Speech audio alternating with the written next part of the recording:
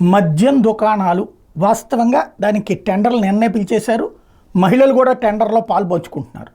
ఒకప్పుడు మద్య నిషేధం కోసం ఉద్యమించిన మహిళలు ఇవాళ మద్యం షాపులు కావాలని టెండర్లు వేసేటటువంటి స్థితిలో ఉన్నారు. సరే, అది పక్కన పెడితే అసలు లాజిక్ పాయింట్ ఏంటంటే అమావాస్య కాబట్టి కొంచెం తక్కువగా ఉంది. ఓవరాల్గా 1,00,000 దరఖాస్తులు వస్తాయని భావిస్తున్నారు.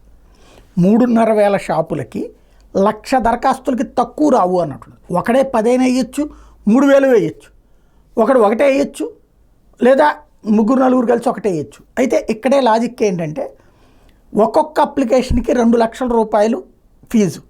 ఈ 2,00,000 నాన్ రిఫండబుల్, అంటే వెనక్కి ఇవ్వరు.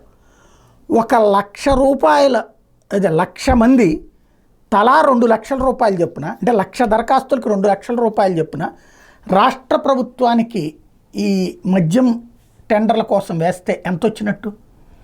2,00,000 ఇంటూ 1,00,000. ఆ స్థాయి డబ్బులు అప్పనంగా వచ్చినట్టు, ఫ్రీగా వచ్చినట్టు.